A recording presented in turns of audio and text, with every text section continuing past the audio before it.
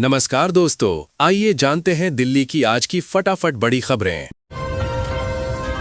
बेघर लोगों को सर्दी से बचाने के लिए सीएम रेखा गुप्ता का बड़ा कदम। दिल्ली की मुख्यमंत्री रेखा गुप्ता के निर्देश पर सरकार ने कड़ाके की ठंड में बेघर लोगों को राहत देने के लिए विंटर एक्शन प्लान 2025-26 के तहत अभियान तेज कर दिया है। एम्स, सफदरजंग और जीबी पंत अस्पताल के बाहर खुले में सो रहे लोगों को रेस्क्यू कर रैन बसेरों में पहुंचाया जा रहा है। दिल्ली शहरी आश्रय सुधार बोर्ड की ओर से बिस्तर, 3 समय का भोजन, साफ सफाई और पीने का पानी मुफ्त दिया जा रहा है। राजधानी में करीब 250 अस्थायी पगोड़ा रैन बसेरे भी लगाए गए हैं। दिल्ली में 137 और मोहल्ला क्लिनिक किए जाएंगे बंद। दिल्ली सरकार ने राजधानी में 137 और मोहल्ला क्लिनिकों को स्थायी रूप से बंद करने का फैसला किया है। स्वास्थ्य सेवा महानिदेशालय ने सभी जिलों के मुख्य चिकित्सा अधिकारियों को इस संबंध में निर्देश जारी कर दिए हैं। इससे पहले भी 95 मोहल्ला क्लिनिक बंद किए जा चुके हैं। आयुष्मान आरोग्य मंदिरों के विस्तार के चलते सरकार मोहल्ला क्लिनिकों को चरणबद्ध तरीके से बंद कर रही है। ये सभी क्लिनिक पूर्व की आम आदमी पार्टी सरकार के कार्यकाल में बनाए गए थे। विदेश में बैठकर चला रहे गिरोह लॉरेंस बिश्नोई गैंग के 2 शूटर गिरफ्तार। दिल्ली के बुराड़ी इलाके में पुलिस ने मुठभेड़ के बाद लॉरेंस बिश्नोई गैंग के 2 शूटरों को गिरफ्तार किया है, जिनमें एक नाबालिग भी शामिल है। मुठभेड़ के दौरान एक आरोपी के पैर में गोली लगी, जबकि एक पुलिसकर्मी बुलेट प्रूफ जैकेट की वजह से बच गया। आरोपी सोशल मीडिया इन्फ्लुएंसर और एक कारोबारी पर फायरिंग कर रंगदारी मांगने की घटनाओं में शामिल थे। पुलिस के मुताबिक गिरोह विदेश से सोशल मीडिया के जरिए ऑपरेट किया जा रहा था। गुरुग्राम के सेक्टर 10 में जमकर गरजा बुलडोजर। गुरुग्राम प्रशासन ने सेक्टर 10 में सरकारी जमीन पर बने करीब 100 अवैध झुग्गियों को ध्वस्त कर दिया। पुलिस के अनुसार ये कार्रवाई अपराध और अवैध गतिविधियों पर रोक लगाने के लिए की गई। जांच में सामने आया कि इन झुग्गियों में अवैध तस्करी की गतिविधियां चल रही थीं। इससे पहले यहां से एक कथित ड्रग तस्कर को भी गिरफ्तार किया गया था। प्रशासन ने साफ किया कि सरकारी जमीन पर अतिक्रमण किसी भी सूरत में बर्दाश्त नहीं किया जाएगा। नोएडा में फिर स्कूल बंद, 8वीं क्लास तक के लिए बढ़ाई गई छुट्टियां। भीषण ठंड और घने कोहरे को देखते हुए गौतम बुद्ध नगर जिला प्रशासन ने 8वीं कक्षा तक के सभी स्कूल 16 और 17 जनवरी को बंद रखने का आदेश दिया है। 18 जनवरी रविवार होने के कारण अब स्कूल 19 जनवरी को खुलेंगे। ये आदेश सीबीएसई, आईसीएसई, आईबी और यूपी बोर्ड सहित सभी स्कूलों पर लागू होगा। वहीं गाजियाबाद में स्कूल तो खुल गए हैं, लेकिन समय सुबह 10 बजे से दोपहर 3 बजे तक तय किया गया है। दिल्ली में कितने लोग उठा रहे फ्री बिजली स्कीम का फायदा। दिल्ली सरकार की 200 यूनिट मुफ्त बिजली योजना का लाभ मौजूदा वित्तीय वर्ष में करीब 68% उपभोक्ताओं को मिला है। बिजली कंपनियों की रिपोर्ट के अनुसार 70 लाख उपभोक्ताओं में से लगभग 47.6 लाख का बिजली बिल शून्य आया है। पिछले 2 वर्षों में जीरो बिलिंग वाले उपभोक्ताओं की संख्या लगातार बढ़ी है। वर्ष 2020-21 में ये संख्या 40 लाख से अधिक थी। सरकार के मुताबिक ये योजना आर्थिक रूप से कमजोर वर्गों के लिए बड़ी राहत साबित हो रही है। यमुना प्रदूषण पर रहेगी पैनी नजर। यमुना नदी के प्रदूषण पर नजर रखने के लिए दिल्ली सरकार मार्च 2026 तक 41 real time online monitoring station लगाएगी। इन स्टेशनों के जरिए प्रदूषण स्तर में अचानक होने वाले बदलाव को तुरंत ट्रैक किया जा सकेगा। ये व्यवस्था एयर क्वालिटी इंडेक्स की तरह काम करेगी। दिल्ली प्रदूषण नियंत्रण समिति को इस प्रोजेक्ट की मंजूरी मिल चुकी है। अधिकारियों के अनुसार टेंडर प्रक्रिया पूरी होने के बाद मार्च तक सभी स्टेशन चालू कर दिए जाएंगे।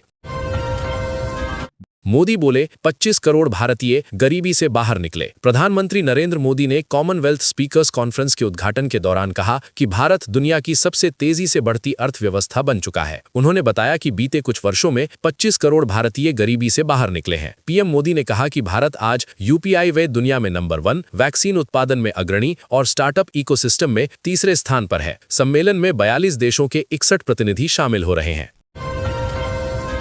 बीजेपी ने जारी किया आतिशी के खिलाफ नया पोस्टर। भारतीय जनता पार्टी ने दिल्ली विधानसभा में नेता प्रतिपक्ष आतिशी के खिलाफ नया पोस्टर जारी कर गुरुओं के अपमान का आरोप लगाया है। दिल्ली बीजेपी ने सोशल मीडिया प्लेटफॉर्म एक्स पर साझा इस पोस्टर में अरविंद केजरीवाल और भगवंत मान की तस्वीरें भी लगाई हैं। पोस्टर में आरोप है कि सिख गुरुओं का अपमान करने के बाद आतिशी फरार हैं और आम आदमी पार्टी उनका बचाव कर रही है। एनडीएमसी उपाध्यक्ष कुलदीप चहल ने भी आप नेताओं पर धार्मिक भावनाएं आहत करने का आरोप लगाया है। इस मुद्दे पर सियासी विवाद जारी है।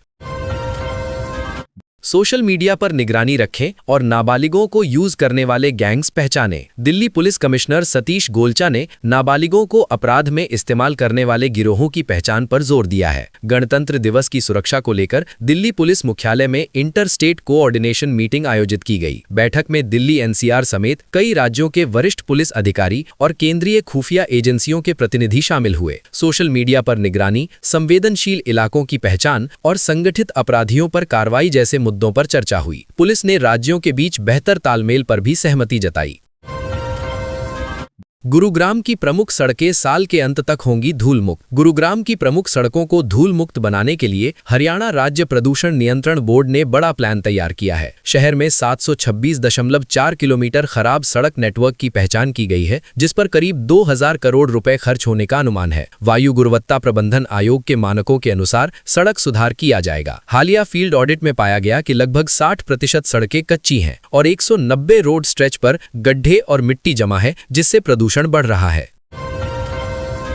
दिल्ली के घोंडा में दूषित पानी की आपूर्ति से हाहाकार। पूर्वी दिल्ली के घोंडा इलाके में जल बोर्ड की पाइपलाइन टूटने से दूषित पानी की आपूर्ति हो रही है, जिससे लोगों में आक्रोश है। ब्रह्मपुरी, करतार नगर और गावड़ी समेत कई इलाकों में बदबूदार पानी आ रहा है। गुरुवार को महिलाओं ने बाल्टियां लेकर प्रदर्शन किया और जल बोर्ड पर लापरवाही का आरोप लगाया। लोगों का कहना है कि पुरानी पाइपलाइनों और नक्शों की कमी के कारण समस्या बढ़ी। दूषित पानी पीने से संक्रमण का खतरा बना हुआ है। उन्हें उन्हीं की भाषा में जवाब दिया जाना चाहिए। दिल्ली के मंत्री और भाजपा नेता कपिल मिश्रा ने AIMIM अध्यक्ष असदुद्दीन ओवैसी के बयान पर प्रतिक्रिया दी है। ओवैसी ने कहा था कि एक दिन हिजाब पहनने वाली महिला भारत की प्रधानमंत्री बनेगी। इस पर कपिल मिश्रा ने कहा कि जो लोग देश के राजनीतिक नेतृत्व पर धार्मिक पहचान थोपने की कोशिश करते हैं, उन्हें उसी भाषा में जवाब दिया जाना चाहिए। ANI को दिए इंटरव्यू में मिश्रा ने स्पष्ट किया कि उन्होंने बुर्के पर नहीं बल्कि उठाए गए सवालों पर प्रतिक्रिया दी है। दिल्ली का नाथू कॉलोनी फ्लाईओवर होगा ध्वस्त। पूर्वी दिल्ली के शाहदरा इलाके में नाथू कॉलोनी फ्लाईओवर की हालत गंभीर बताई जा रही। 2015 में बना ये फ्लाईओवर भारी वाहनों का भार सहन करने में कमजोर पाया गया। विधानसभा के विंटर सेशन में इसके ध्वस्तीकरण या पुनर्निर्माण की संभावना जताई गई। 2018 में दरारें सामने आने के बाद 2019 से भारी वाहनों पर प्रतिबंध लगा है। जांच में निर्माण सामग्री की गुणवत्ता पर सवाल उठे हैं। फ्लाईओवर पूर्वी दिल्ली और गाजियाबाद को जोड़ने का अहम मार्ग है। दिल्ली में जल्द आएगी नई स्टार्टअप पॉलिसी। दिल्ली सरकार स्टार्टअप इकोसिस्टम को मजबूत करने के लिए नई स्टार्टअप पॉलिसी लाने जा रही है। शिक्षा मंत्री आशीष सूद ने बताया कि अगले 5 वर्षों में 325 करोड़ रुपए का निवेश प्रस्तावित है। इसका लक्ष्य 2035 तक 5000 स्टार्टअप्स विकसित करना है। पॉलिसी में इंक्यूबेशन, फंडिंग और मार्केट एक्सेस पर विशेष ध्यान दिया जाएगा। दिल्ली स्टार्टअप युवा फेस्टिवल में छात्रों ने बड़ी संख्या में भाग लिया। कार्यक्रम में मुख्यमंत्री रेखा गुप्ता और केंद्रीय मंत्री जयंत चौधरी भी मौजूद रहे। दोस्त का पता नहीं बताया तो नाबालिगों ने 16 बार चाकू से गोदा। दिल्ली के बवाना इलाके में 6 नाबालिगों ने 22 वर्षीय युवक रंजन उर्फ गोप्पा की बेरहमी से हत्या कर दी। पुलिस के अनुसार आरोपी किसी अन्य नाबालिग की तलाश में थे और रंजन से उसके दोस्त का पता पूछा। जानकारी देने से इनकार करने पर झड़प हुई और आरोपियों ने चाकू से हमला कर दिया। रंजन को कम से कम 16 बार चाकू मारा गया। वह गंभीर रूप से घायल होकर गिर पड़ा। पुलिस ने 3 नाबालिगों को हिरासत में लेकर जाँच शुरू कर दी है।